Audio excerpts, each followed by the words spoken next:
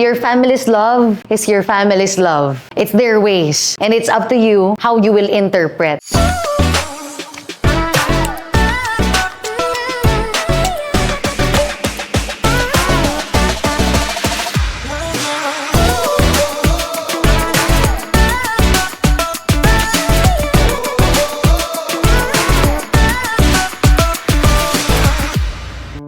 Hey beautiful people, this is Pearl Hong and we have a question today.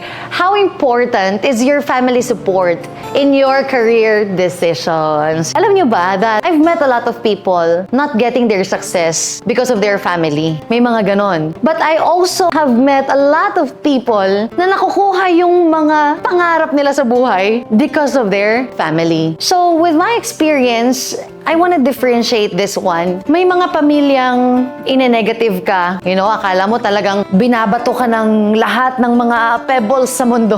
May mga ganyan na akala mo nine-negative ka. But that was actually their love language. Ang sakit naman nun, love language, ine-negative ako. May mga ganon. Minsan, magsasabi sa'yo na, hindi mo kaya yan, wala yan, umayos ka ng buhay mo. Baka ginaganon ka nila. In that way, for you, is a negative thing. But for them, baka motivation lang nila yun para sa'yo. So, always remember that whatever it is, nasasabihin ng family mo na negatively, have that faith in your heart na alam mo kung nasaan ka at bakit ito yung career na gusto mong i-pursue.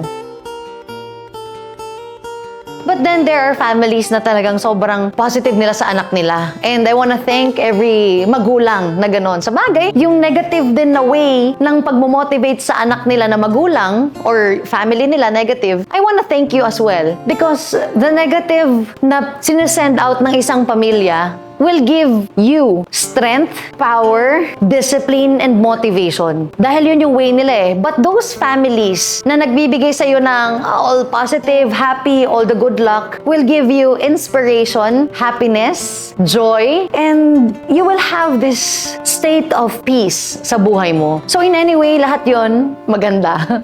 Depende how you interpret that. So talking about the family na sobrang positive, good din yan. Kasi kumbaga, na-feel mo na, ay, supportive sila. But then always remember na it's not your family's support that will make you succeed in your life.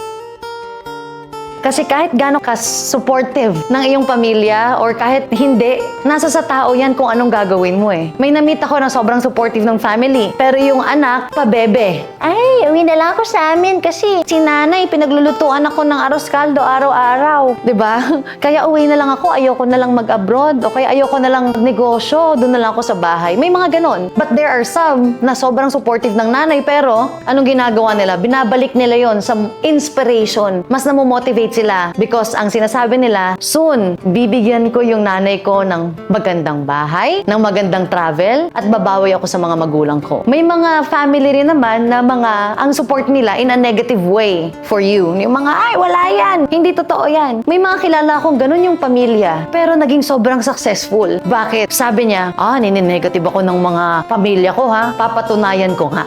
Nininegative ako ng pamilya ko ha, ang gagawin ko dyan, sabi niya, ang gagawin ko dyan, gagawin ko yung motivation for me para i-redeem ko yung sarili ko. The reason kasi bakit minsan nine-negative ang isang tao, baka nawala na sila ng kumpiyansa or belief. So then again, if either way, yun ang pamilya mo and support mo, tandaan mo, nasa sarili mong kamay kung anong gagawin mo sa buhay mo. And so that's it. Your family's love is your family's love. It's their ways. And it's up to you how you will interpret. And your success is in your hands. This is Pearl Hong sending you love and light.